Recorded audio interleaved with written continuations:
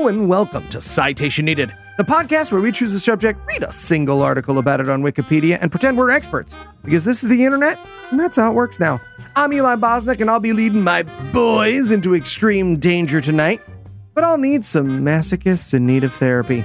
First up, two men for whom Doc is definitely just a nickname, Noah and Tom. Okay, all right. Well, riddle me this, Eli. If I'm not a doctor, why would I have such easy access to so many drugs? I mean, look, I too only need 7 minutes before I'm finished, so it's a pretty good nickname. Makes sense. Exactly, yeah. Humble brag. And also joining us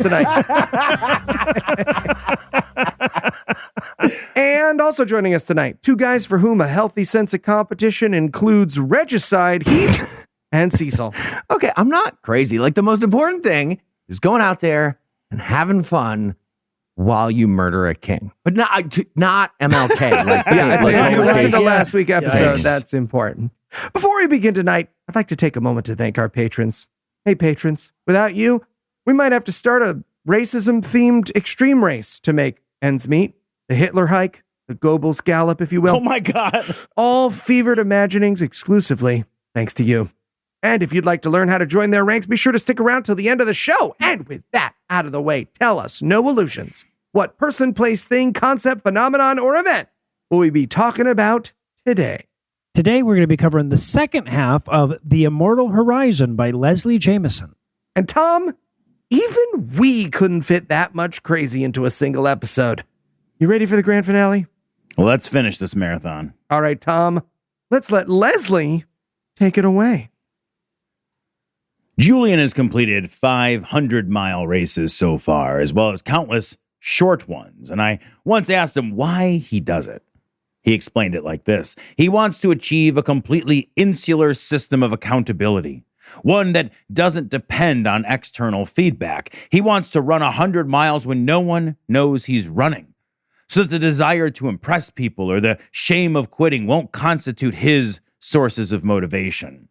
What? Perhaps this kind of thinking is what got him his PhD at the age of 25. It's hard to say. No, it's not. It's not hard to say at all. Did he get a secret PhD? Yeah. From himself? What are you talking about? I feel like the institution must have known. Barkley doesn't offer a pure form of this isolated drive, or PhDs, but it comes pretty close. Unless some asshole ruins it with a long-form article, in which case... When it's midnight, and it's raining, and you're on the steepest hill you've ever climbed, and you're bleeding from briars, and you're alone, and you've been alone for hours, it's only you around to witness yourself quit or continue. And yes, you have a very deep desire to please a guy named Laz Lake, both sexually and with material gifts. Including that time you went to Liberia to get him a license plate offering. But it's also very zen and detached and enlightened. Also, I just want to take a moment for the record and say that a PhD is significantly more impressive than running 100 miles by yourself. There aren't any bobcats with a PhD. You know what I'm saying? Not a single one. At 4 a.m, the fire is bustling. A few frontrunners are in camp preparing to head onto their third loops, gulping coffee or taking 15-minute naps in their tents. It's as if the thought of the full weight of loneliness has inspired an urge toward companionship back here. The same way Julian's hunger, when he stops for aid, makes me feel hungry, though I have done little to earn it. Another person's pain registers as an experience in the perceiver. Empathy as forced symmetry, a bodily echo. That's just empathy, Leslie. That's the word. Yeah, empathy. just Are you regular okay? empathy. Also, you're also just supposed to be periodically hungry. Like 3 times, like regardless of how many briar patches you've wrestled back down. There's no need for a justification here, lady. Just think, Laz tells me, Julian's out there somewhere. Out there is a phrase that comes up frequently around camp. So frequently, in fact, that one of the regular racers, a wiry old man named Frozen Ed Furtaw, like Frozen Head, get it? Who runs in sunset orange camo tights. What are they camouflage of? A brush fire? What is that? Okay, well, you might be invisible next to other insane people in on this channel. Yes. He self-published a book called Tales from Out There, the Barkley Marathons, the world's toughest trail race. The book details each year's comet trail of DNFs and includes an elaborate appendix listing other atrociously difficult trail races and explaining why they're not as hard. Oh, okay. This one's right below what it feels like to chew tinfoil on my reading list. Yeah. Let me get through that one. All right, but the fact that there's a book like that makes me feel like if we started a race where the rules were like, all right, you have to race barefoot and we get to kick you in the nuts the whole time, some of these idiots would sign up for it. Yeah, and laws would sue us. Yeah. I was proud of Julian, I tell Laz. It was dark and cold and he could barely swallow his can of Ensure, and he just put his head in his hands and said, "Here I go." Laz laughs. How do you think he feels about that decision now? Well, probably moo. He has no attachment. It starts to rain. I make a nest in the back of my car. I type notes for this essay. I watch an episode of The Real World Las Vegas. Oh, God, I'd rather run the race. And then turn it off, just as Steven and Trishelle are about to maybe hook up to conserve power for the next day, and also because I don't want to watch Steven and Trishelle hook up. I wanted her to hook up with Frank. I try to sleep. I dream about the prison tunnel. It's flooding, and I've just gotten a speeding ticket, and these two things are related in an important way I can't yet fathom, and I'm trying to make my word count desperately for this essay. I'm awoken every once in a while by the mournful call of taps, like the noises of a wild animal echoing through the night. Julian arrives back in camp around 8 in the morning. He was out for another 12 hours, but he managed to reach only 2 books. Sissy. There were a couple hours lost. Another couple spent lying down in the rain, waiting for first light. He's proud of himself for going out, even though he didn't think he'd get far. And I'm proud of him, too. Nobody cares about your external pride, Leslie. He screamed at me with Zen enlightenment. What the fuck is happening? We join the others under the rain tent. Charlie Engel describes what forced him back during his third loop. "Fell flat on my ass going down Rat Jaw," he said. "Then I got up and fell again, and that was pretty much it." Hey, don't put this in your article, okay? It's boring. There's a nicely biblical logic to this story. What? It's the third time that really does the trick, seals the deal, breaks the back, what have you. I feel like it's more Mother Gooseian than biblical, but whatever. Fine. Is the rule of threes in the Bible? Laz asks whether Charlie enjoyed the prison section. Laz asks everyone about the prison section, the way you'd ask about your kid's poem. Did you like it? So, did you come? Really? I keep telling you, Heath, that is an inappropriate question to ask about your kid's poetry. We okay? say it all the time. We say it all the time. Charlie says, how's he going to know otherwise, though? Charlie says he did like it. That's what I said, Tom. Thank you. You, Okay. you know. You know. If you have to ask, the answer is no. Right, yeah. Charlie says he did like it. Very much. He says the guards were friendly enough to give him directions. They were good old Southern boys, those guys. And I can tell from the way he says it that Charlie considers himself a good old Southern boy as well. They told us, just make your way up there, holler. And then those California boys with me, they turn and say, what the fuck is a holler? You should have told them, says Laz, that in Tennessee, a holler is when you want to get out, but you can't. These people pick the president. People pick the president. Honestly, like actual electoral votes should be apportioned by how many applicants for this race your state has. Yep. Right, like each applicant is -1 to your electoral vote. All in Cool favor. if you mean Barkley or White. Either way. That's exactly what I said, Charles tells us. I said, when you're standing barefoot on a red anthill, that's a holler. The hill we're about to climb, that's a holler. Holler's tricky. We don't really have a word for it in English. It's basically, I'm an idiot, but it's kind of deeper. It's interesting, profound. The rain is unrelenting. Laz doesn't think anyone will get the full 100 this year. There were some stellar first laps, but no one seems strong enough now. People are speculating about whether anyone will even finish the fun run. There are only 6 runners left with a shot. If anyone can finish, everyone agrees it will be Blake. Laz has never seen him quit. Julian and I share a leg of chicken slathered in barbecue sauce. How the fuck do you share a chicken leg? Thank you. That's like sharing a sip of water. What the fuck are you talking about? You can't, like, there's no way to picture this without some weird Folgers commercial fucking lady in the tram shit going on. What?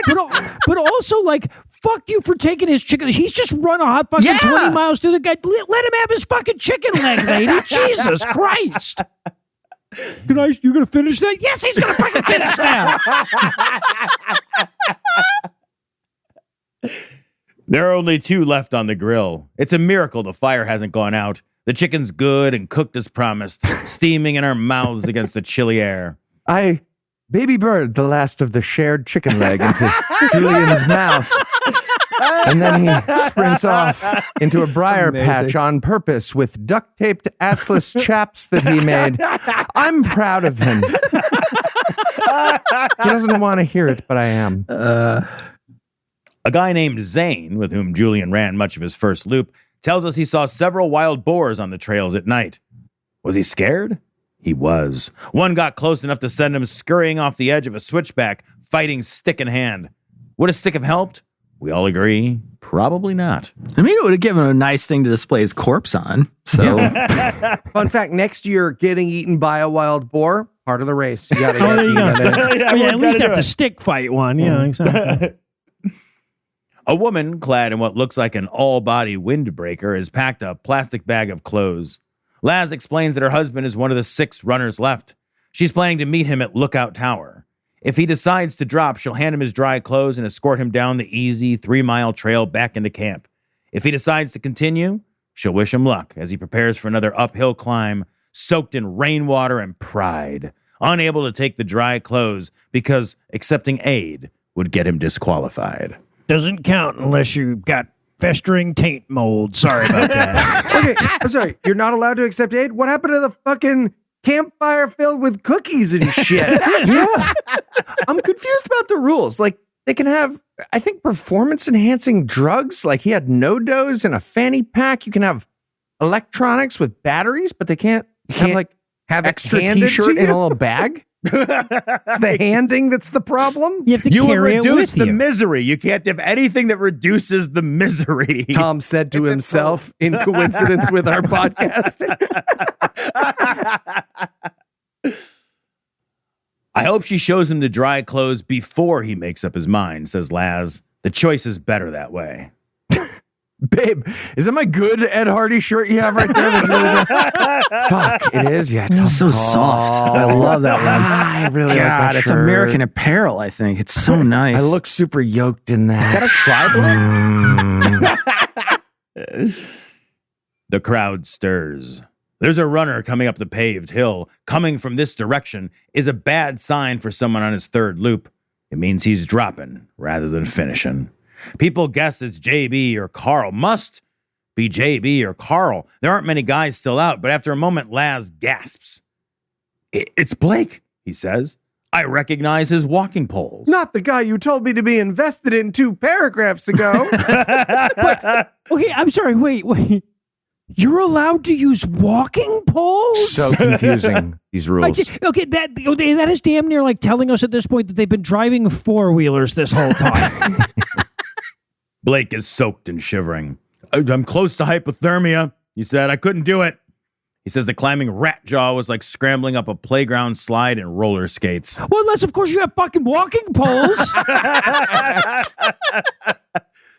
But otherwise, he doesn't seem inclined to offer excuses. He says he was running with JB for a while, but left him on rat jaw. That's bad news for JB, says Laz, shaking his head. He'll probably be back here soon. Laz hands the bugle over. It's as if he can't bear to play taps for Blake himself.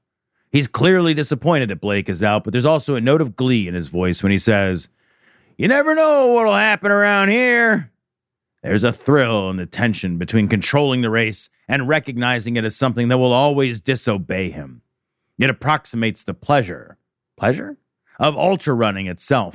The simultaneous exertion and seeding of power, controlling the body enough to make it run this thing, but ultimately offering it to the uncontrollable vagaries of luck and endurance and conditions, delivering oneself into the frisson of this overpowering. Okay, the Barkley is being described as reluctant butt stuff there, right? Like it's like identical to that. Like you move and the torture marathon stays in place is the best way to it.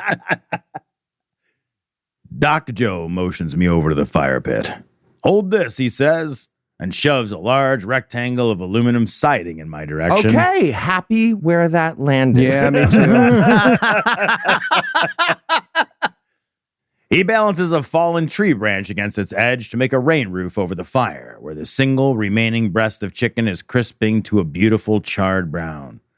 Blake's chicken, he explains. I'll cover it with my body if I have to. This is like Tom threatening to pull off someone's arms if they try to take the cupcake he saved for me. And it was my birthday. So what? Plan better. It's true. That's what he said at the time. You move, keep the chicken leg in place. Yeah. All right. Thing. Well, Blake is out, if you can believe it. Blake, guys. Blake. So while I take a moment to recover from the shock, I was Team Blake. This we'll is take disappointing. A quick Yeah. break for some apropos of nothing.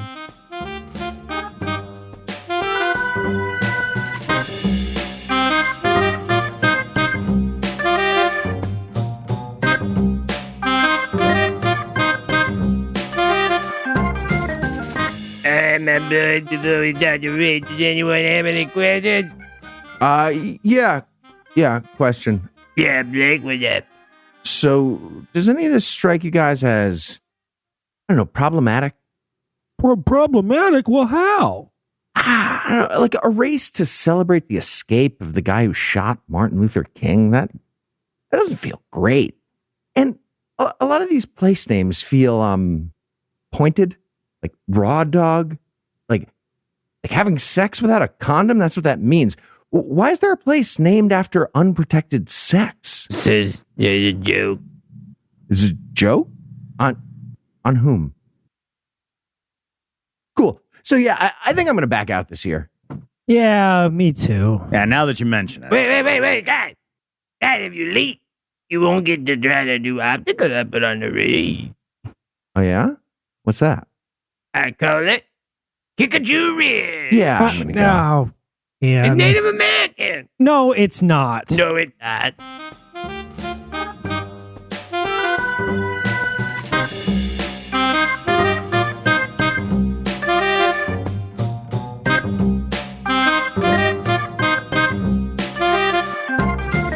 Excuse me, is anyone sitting here? Oh, no, by all means.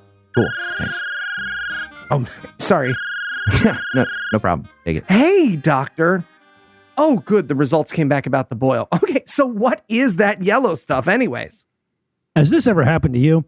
Nobody wants to be that guy spilling their personal info all over the place, but if you're not using a VPN, you could be doing that with your internet history. Well, I'd say it's more of a grayish yellow, if anything. Because all your traffic flows through your servers, internet service providers, including mobile network providers, know every single website you visit. And in the U.S., ISPs are legally allowed to sell that information to advertisers. ExpressVPN reroutes 100% of your traffic through secure encrypted servers so your ISP can't see your browsing history.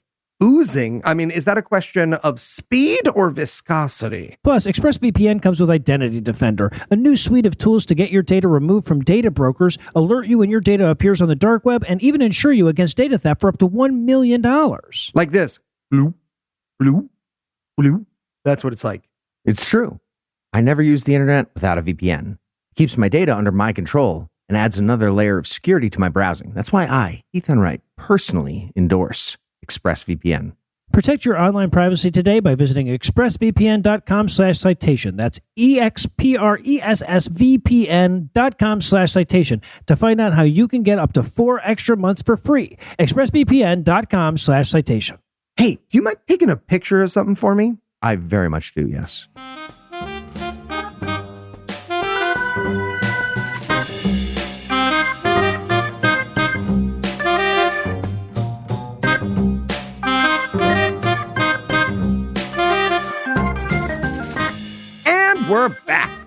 When we left off, some people had left off. So tell us, Tom, who's still on and why should anybody give a fuck? Why this sense of stakes and heroism? Oh, thanks, Leslie. I appreciate you. Yeah. Of course, I have been wondering the whole time, why do people do this anyway? Whenever I pose the question directly, runners reply ironically, I'm a masochist. I need somewhere to put my craziness. Type A from birth, etc. I begin to understand that joking about this question is not an evasion, but rather an intrinsic part of answering it. Nobody has to answer this question seriously because they are already answering it seriously with their bodies and their willpower and their pain. The body submits itself in utter earnest, in degradation and commitment to what words can speak of only lightly. Okay, words can't really describe it as a hell of a statement when you're writing a 10,000-word essay about We it. had to do 2 episodes, Leslie. 2. It's mostly about her stealing his chicken, though. Maybe this is why so many ultra runners are former addicts. They want to redeem the bodies they once punished, master the physical selves whose cravings they once served. Okay, but I feel like they're not telling us about all the runners who definitely relapsed. Yeah, as long as there isn't any other connection between self-harm and former addiction, that's a great answer, Yeah. Leslie. Let's not Google it. There is a gracefully frustrating tautology to this embodied testimony. Why do I do it? I do it because it hurts so much, and I'm still willing to do it. The sheer ferocity of the effort implies the effort is somehow worth it. This is purpose by implication rather than direct articulation. Laz says, no one has to ask them why they're out here. They all know. Yeah, I put bags of cocaine all around the but the therefore is reversed in that statement, though. Right? Like, the fact that they know why they're out there is why you should ask. Right? Combined with the fact that nobody else can even fucking fathom a reason, that's why you should ask them why they're out there. It would be easy to fix upon any number of possible purposes, conquering the body, fellowship in pain, but it feels more like significance dwells in concentric circles of labor around an empty center, commitment to an impetus that resists fixity or labels. The persistence of why is the point, the elusive horizon of an unanswerable question, the conceptual equivalent of an unrunnable race. And also the regular equivalent. But how does the race turn out? Turns out JB manages to pull off a surprising victory, which makes the 5th paragraph of this essay a lie. The race has 9 finishers now. I get this news as a text message from Julian, who found out from Twitter. We're both driving home on separate highways. He's pushing his car with his feet like the Flintstones. I'm One or proud the other, of he's him. fucking reading Twitter while he's driving, which is uncomfortable. Oh, that's fine. At Leslie, I don't need your pride. I am detached. Fuck you. My immediate thought is, shit. I wasn't planning to focus on JB as a central character in my essay. He hadn't seemed like one of the strongest personalities or contenders at camp, but now I know I'll have to turn him into a story too. It's like trying to explain to people in 2015 that Joe Rogan will have an effect on the presidential election, right? At Leslie, you're in the Epstein files. Fuck you. This is what Barkley specializes in, right? It swallows the story you imagined and hands you another one. I thought it specialized in razor briars. Blake and Carl, both strong after their second loops, 2 of my chosen figures of interest, didn't even finish the fun run. Pieces of shit. Wussies. Bunch of fucking wusses. Started with some character studies on them and I have to scrap it. Trying to get 10,000 words. Fuck. Now everyone goes home. Carl will go back to his machine shop in Atlanta. Blake will help his daughter train for the trials. John Price will return to his retirement and his man wagon. Laz, I discover, will return to his position as assistant coach for the boys basketball team at Cascade High School down the highway in Wartrace. No, all right, kids, today we're going to practice free throws while the court's on fire. This is why you gotta Google your kids' teachers, people, okay? Because sometimes they spend their summer doing a racism-themed death race. You know what I'm saying? I think you can handle it solo this year, Coach. You're a one-man army. I'm going to hit your assistant with my car. And he's actually going to be into it, strangely. Okay. Was that your more times? One of the most compelling inquiries into the question of why, to my mind at least, is really an inquiry around the question, and it lies in a tale of temporary madness. AT's frightening account of his fifth loop, Crisis of Purpose, back in 2004. By crisis of purpose, he means losing my mind in the fullest definition of the phrase, a relatively unsurprising condition given the circumstances. And the head starts. He's not alone in this experience. Another ultra runner named Brett Maughan describes hallucinating a band of helpful Indians at the end of his 3-day run of the John Moore Trail. They were really helpful, but they kept telling me to call them Native Americans That's the instead. helpful thing, actually, is they kept corrupting my... So I did that, but then one guy was like, no, I'm from the country of India, you fucking racist. I'm wearing a village people costume for Pride. And I didn't know what to do there because it felt still problematic that he was wearing the thing, but it was Pride. So lots of my hallucinations are guilt-based, you know what I mean? Like white guilt and hetero guilt.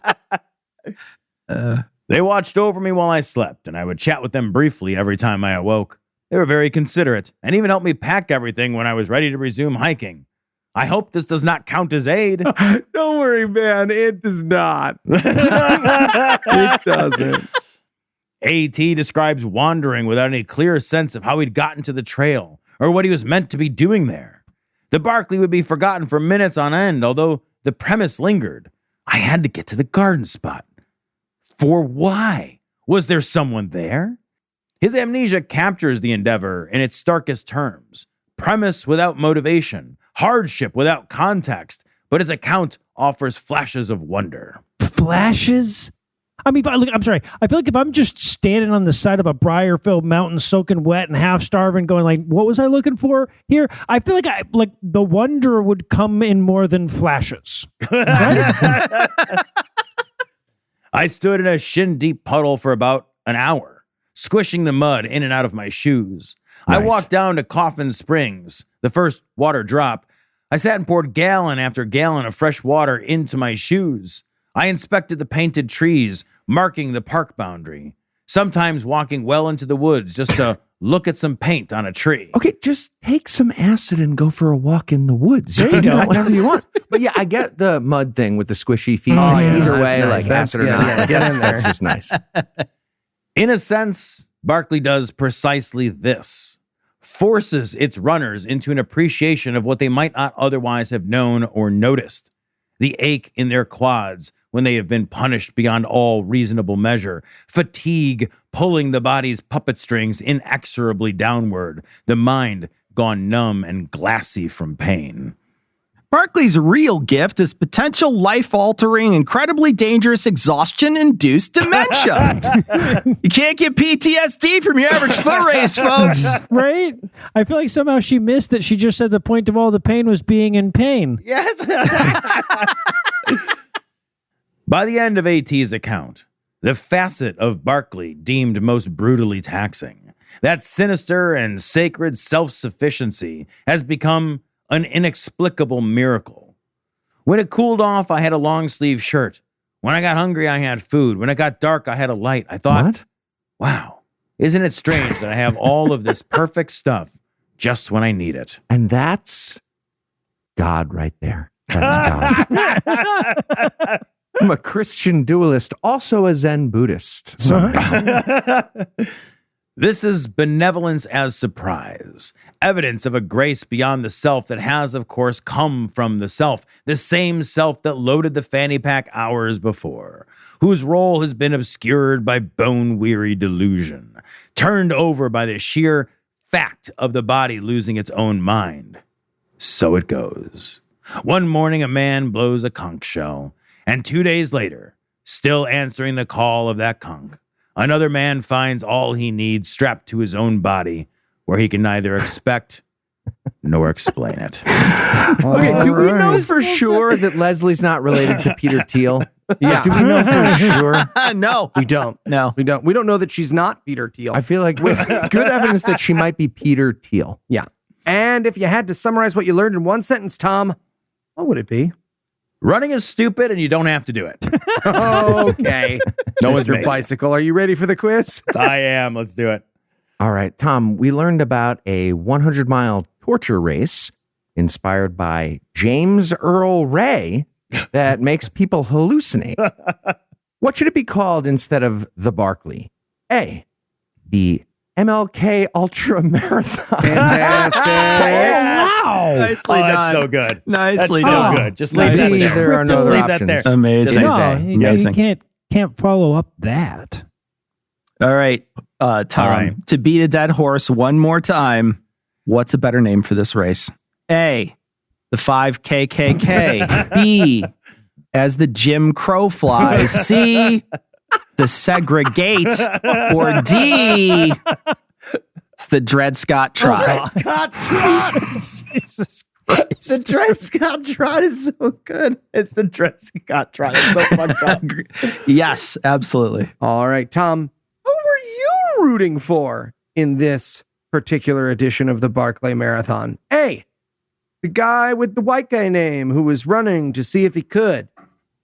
B, the other guy with the white guy name who was running something the self. Or C, a mudslide. Always mudslide. I'm going Yeah. always mudslide. That is correct. Hey, you made yours too easy, Eli. Okay, I've got one for you. Tom. All right. What's the most popular sport for these athletes to compete in during the off season? A, the javelin catch. B, involuntary gymnastics. C, full contact bowling. Or D, the reverse biathlon where you ski 20 kilometers and then 5 targets shoot you. Okay. First, Amazing. I would watch all of these events over and over again. I would watch all of them. I'm The just saying. javelin 100 catch is just laundry. That's jarts, right? That's jarts. Yes. That's jarts. They don't let you do that anymore. That's involuntary gymnastics. I want to see somebody hurled at the pommel horse. Oh, I'm so sorry. It was the reverse oh, no, actually, no, you're right. I guess Heath won. So That's right. I mean, Heath had like 5 puns in his one answer. So, Yeah, like, Heath had most of the time, like when we're doing like only one answer, it's because we can only come up with one pun. But Heath did it because there are so many puns in the fucking single answer that you couldn't fit any more into the Smush them all show. in. Pun per word. Yeah. That's right. And Heath, you smushed the most puns, so you win this week. Fantastic. All right, next week, let's hear from Noah. All right. Well, for Tom, Noah, Cecil, and Heath, I'm Eli Bosnick. Thanking you for hanging out with us today. We'll be back next week, and by then, Noah will be an expert on something else. Between now and then, you can listen to our podcasts while you run on the open trails until the madness overtakes you, and then our voices will transform into your helpful Native American guides. And if you'd like to help keep the show going, you can make a per-episode donation at patreon.com/citationpod or leave us a 5-star review everywhere you can. And if you'd like to get in touch with us, check out past episodes, connect with us on social media, or check the show notes, be sure to check out citationpod.com. Okay, and then after your favorite restaurants in Asia, what would you talk about then? I don't know. Maybe some recipes, some unique kitchen tools, non-unit Okay. taskers. Okay, that's all the continents, Cecil. What would you talk about next? I would talk about, no, I did that. I'd talk about how hard it is to be white. See? God Told damn you. it. Every time. Yep. I guess you were right. 100% of the white guys, yeah.